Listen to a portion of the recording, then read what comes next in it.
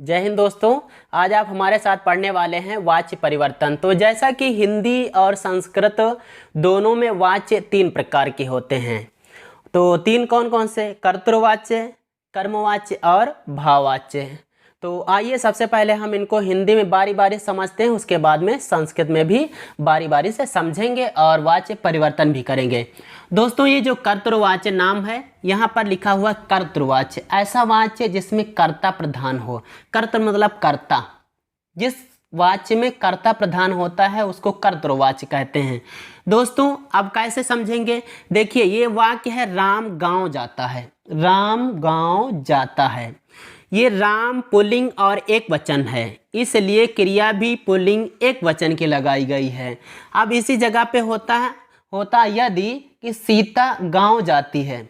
स्पष्ट हो गया कि क्रिया सदैव कर्ता के अनुसार लगती है ना? ये स्पष्ट हो गया। और कर्ता फिर जिस पुरुष और वचन का होगा, जिस लिंग का होगा, क्रिया भी उसी के पुरुष, वचन और लिंग की होगी।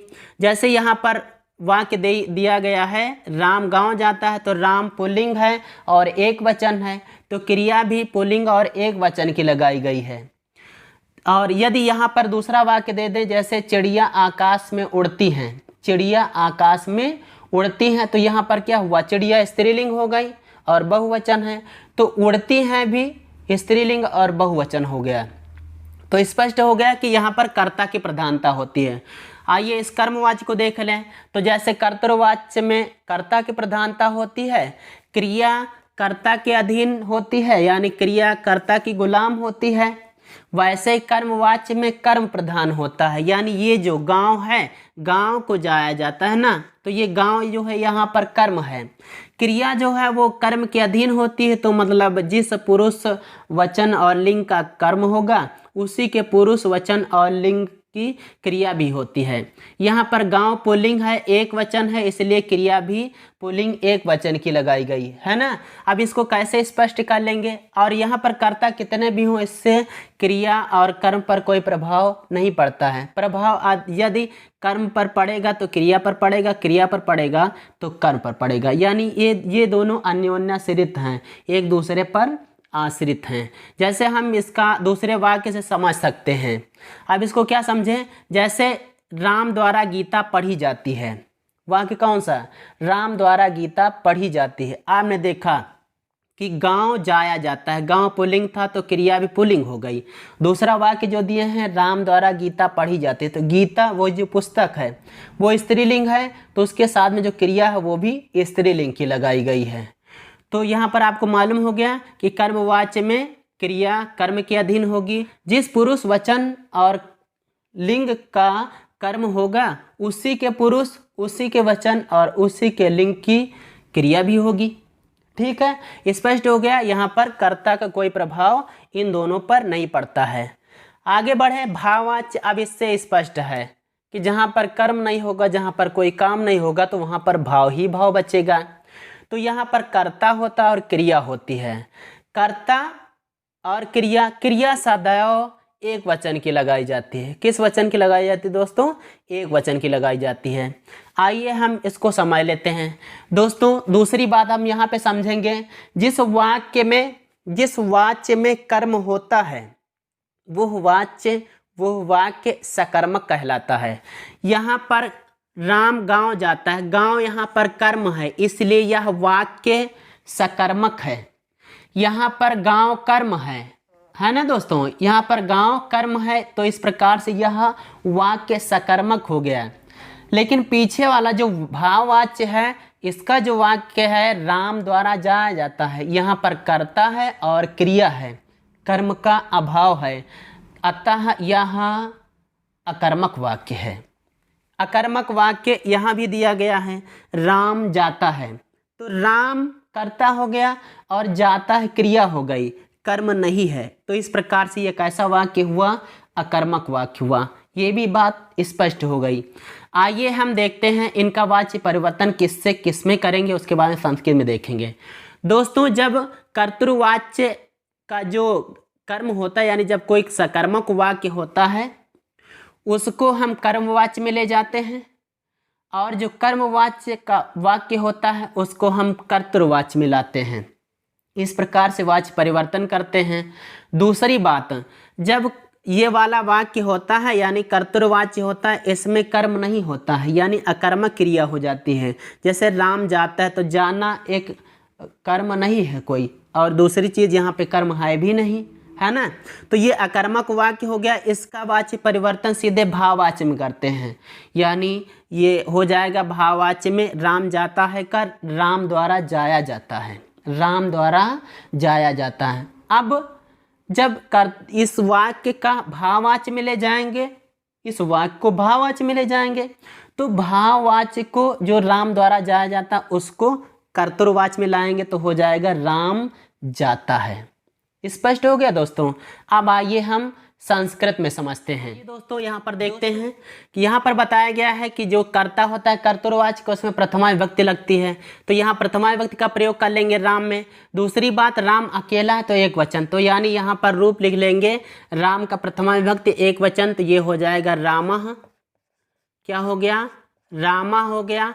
और फिर बताया गया है गांव, यहाँ पर आया है गांव, यहाँ पर कर्म है, कर्म में द्वितीय विभक्ति लगाई जाती है, जैसा कि गांव को संस्कृत में ग्राम बोलते हैं, और यहाँ पर एक है तो द्वितीय एक वचन का प्रयोग करेंगे, तो ग्राम का क्या हो जाएगा दोस्तों?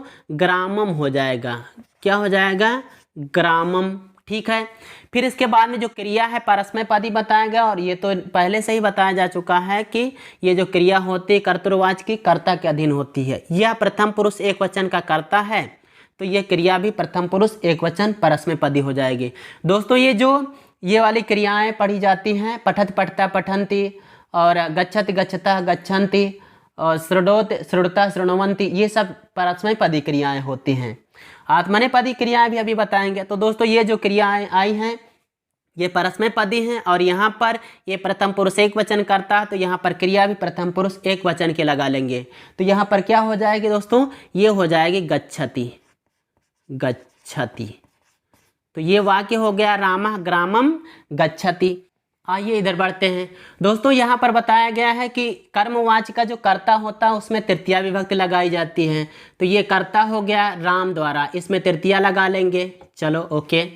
फिर कर्म में प्रथमा विभक्ति लगती है दोस्तों, कर्म में कौन सी लगती है? प्रथमा विभक्ति लगती है। और फिर इधर देखें, ये जो क्रिया होती है दोस्तों यहाँ पर आत्मनेपदी प्रयोग की जाती है। ये आत्मनेपदी क्रिया कौन सी होती है अभी बताते हैं हम आपको। तो ये हो जाती है आत्मनेपदी क्रिया, और वो भी क्रिया इससे पहले बताया जा चुका है कि इसी के अनुसार चलती है, किसके? कर्म के अनुसार ही। तो यहाँ पर देखें राम द्वारा, चूंकि यहाँ पर राम अकेला है ना, स्पष्ट है ना, तो ये तृतीया एक वचन में हो जाएगा, ये रूप लिखा जाएगा रामेण। और ये गांव को जाया जाता है, गांव जाता है, गांव कर्म है, और यहाँ पर प्रथमा विभक्ति लगेगी। दूसरी चीज गांव अकेला, एक ही गांव को, तो यहाँ पर प्रथमा एक वचन, तो गांव का यानी ग्राम का ग्रामा हो जाएगा। क्रिया इसी के अधीन है, ये प्रथमा विभक्ति एक वचन का कर्म है, तो यहाँ पर ये जो क्रिया होगी ये भी एक वचन की लगेगी। आत्मनेपदी क्रियाएं दी गई हैं दोस्तों, ये पठ्यते पठ्यते पठ्यन्ते, गम्यते गम्यते गम्यन्ते, ये दोस्तों ये जो क्रियाएं होती यही तो आत्मनेपदी कहलाती हैं। तो अंतर इतना हुआ, पठत पठता पठन्त ऐसी क्रियाएं हों तो वो परस्मैपदी हो गई, और इस प्रकार की ये क्रियाएं आत्मनेपदी होती हैं। यहाँ पर प्रथम पुरुष एक वचन हो गया, प्रथमा विभक्ति एक वचन हो गया, तो ये भी एक वचन प्रयोग कर लेंगे, तो ये हो जाएगा यहाँ पर गम्यते। क्या हो जाएगा? गम्यते। तो रामेण ग्रामः गम्यते। आइए उसको भी देख लेते हैं। दोस्तों बताया गया भाववाच्य में जो कर्ता होता है, कर्ता में तृतीया विभक्ति लगाते हैं। कौन से लगाते हैं दोस्तों? तृतीया लगाते हैं, तो ये हो गया यहाँ पर तृतीया। और जो क्रिया होती है वो आत्मनेपदी प्रथम पुरुष एक वचन की होती है। ये क्लियर हो गया कि ये आत्मनेपदी होगी, आत्मनेपदी होगी। दूसरी बात प्रथम पुरुष की होगी, प्रथम पुरुष और एक वचन की, एक वचन की लगाएंगे, पक्का है, ये तो स्पष्ट हो गया।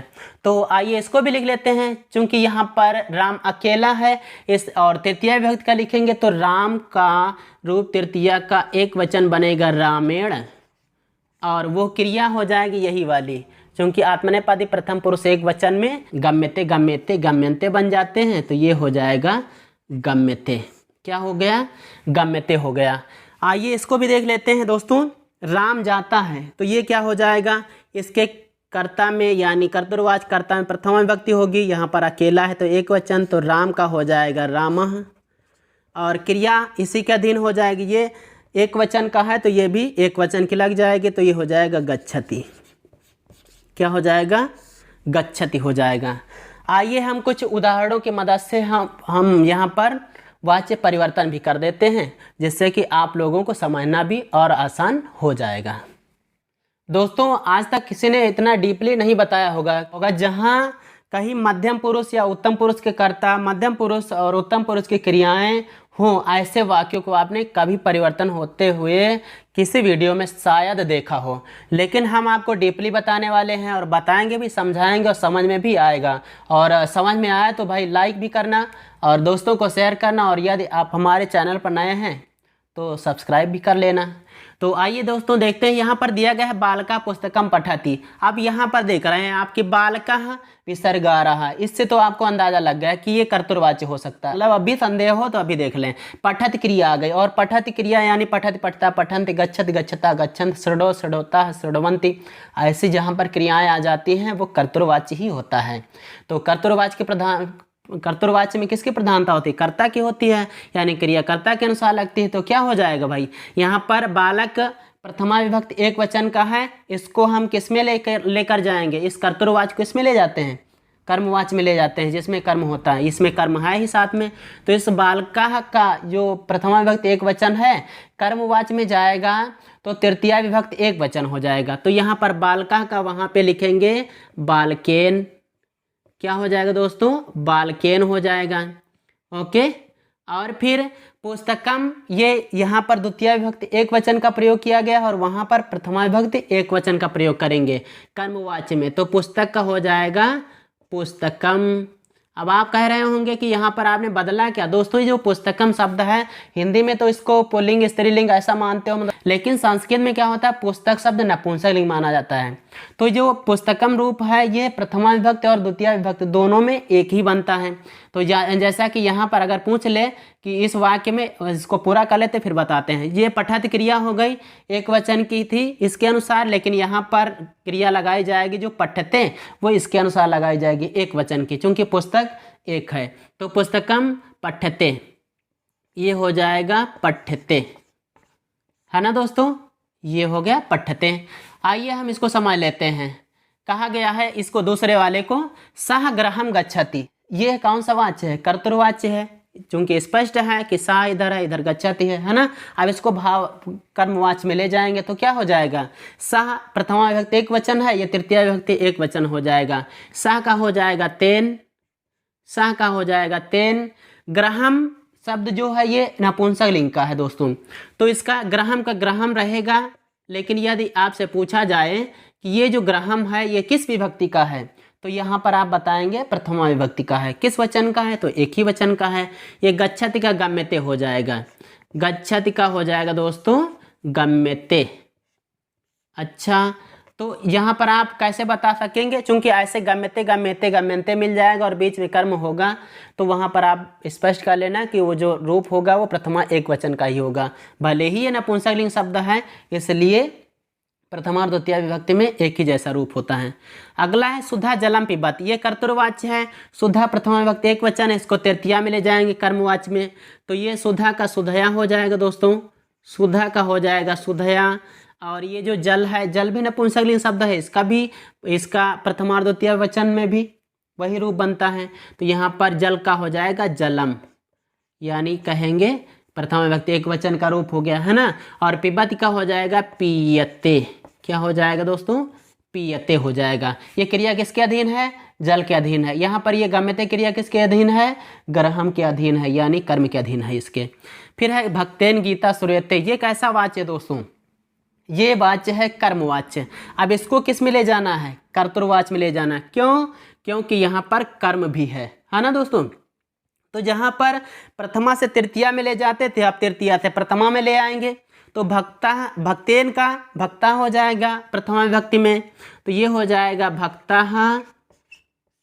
और फिर गीता, देखिए गीता प्रथमा विभक्ति एक वचन है, इसको द्वितीय विभक्ति एक वचन में लिखेंगे तो गीताम हो जाएगा, ये हो गया गीताम। और श्रूयते ये आत्मनेपदी क्रिया है, इसको परस्मैपदी में ले जाएंगे। और जैसा कि यहाँ पर आप देख रहे हैं कि ये क्रिया इसके अधीन थी, है ना, इसी के अधीन थी। अब जो कर्तृवाच्य की होगी वो इसके अधीन होगी, तो इसीलिए वो परस्मैपदी लग जाएगी। तो यहाँ पर श्रूयते का सृडोति हो जाएगा दोस्तों। क्या हो जाएगा दोस्तों? सृडोति हो जाएगा दोस्तों, है ना। अगला देखते हैं सह पश्यति, ये कर्तृवाच्य है, पश्यति क्रिया आ गई, ऐसे पहचान लीजिए।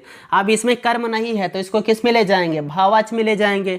सह का ये प्रथमा विभक्ति एक वचन है, इसका तृतीया एक वचन हो जाएगा तेन, तेन हो गया।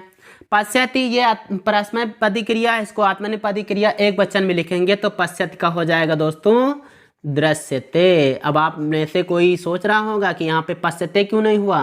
दोस्तों पश्यते नहीं बनता है, वहाँ पे दृश्यते रूप बनता है।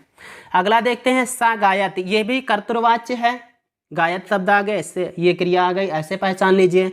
अब अच्छा इसको भाववाच्य में ले जाएंगे तो सा ये स्त्रीलिंग है, सामान्य वह होता है ना स्त्रीलिंग, तो सा स्त्रीलिंग है, इस प्रथमा विभक्ति एक वचन। अब इसको तृतीया विभक्ति एक वचन में लिखेंगे तो सा का हो जाएगा तया, है ना। और ये जो गायत शब्द है इसका गीयते हो जाएगा, गीयते आत्मनेपदी प्रथम पुरुष एक वचन का गीयते। फिर है छात्रा अश्वम नयंती, छात्र बहुत सारे हैं जो कि घोड़ा ले जाते हैं, है ना, ये ऐसा कुछ है। तो ये कर्तृवाच्य है, इसको कर्मवाच्य में ले जाना है। तो छात्र बहुवचन है, प्रथमा बहुवचन, ये तृतीय बहुवचन में हो जाएगा। तो छात्र का तृतीय बहुवचन रूप दोस्तों बनता है छात्रयः। क्या बनता है? छात्रयः बनता है। और अश्व का अश्व हो जाएगा, है ना, क्योंकि अश्व शब्द पुल्लिंग है। कौन सा है? पुल्लिंग है ना। तो ये हो गया प्रथमा विभक्ति एक वचन का कर्म। और नयंती जहाँ पर इसके अधीन थी क्रिया, अब भाई वहाँ पे पहुँचेंगे तो क्रिया कर्म के अधीन अश्व के अधीन हो जाएंगे। यहाँ पर आप देख रहे थे कर्ता बहुत थे तो क्रिया बहुत थी, बहुवचन की थी। यहाँ पर कर्म एक है तो कर्म क्रिया भी एक हो जाएगी, मतलब कर्म के अनुसार लगाएंगे तो ये क्या हो जाएगी? नियते, नियते छात्रों द्वारा घोड़ा ले जाया जाता है ना। फिर अगला है त्वं विद्यालयं गच्छसि, त्वं विद्यालयं गच्छति। अब देखिए ये आ गया मध्यम पुरुष का कर्ता, और फिर गच्छस भी मध्यम पुरुष की क्रिया आ गई। अब देखिए ये त्वं प्रथम पुरुष एक वचन का करता है तो इसका तृतीया में हो जाता है त्वया, इसका हो जाता है त्वया। विद्यालयम, विद्यालय बनता है प्रथमा विभक्ति एक वचन में, यह द्वितीया में लिखा है यहाँ पे, उसको प्रथमा में लिखा जाएगा कर्मवाच्य में, है ना। तो ये हो जाएगा विद्यालयः, विद्यालयः। और फिर गच्छसि का गम्यते हो जाएगा आत्मनेपदी में, गम्यते हो जाएगा, है ना दोस्तों। फिर है मया गीयते, मया यहाँ पे मया गीयते ये कौन सा भाववाच्य है? ये तृतीया है, इसका प्रथमा विभक्ति में मया का हो जाएगा अहम, अहम हो जाएगा। गीयते आत्मनेपदी क्रिया है। अब इसको जब हम परस्मैपदी में ले जाएंगे तो जिस पुरुष का ये कर्ता होता है उसी की तो लगाएंगे क्रिया, तो करता है भाई उत्तम पुरुष का, क्रिया भी उत्तम पुरुष की लगाएंगे तो गायामी हो जाएगा, गायामी,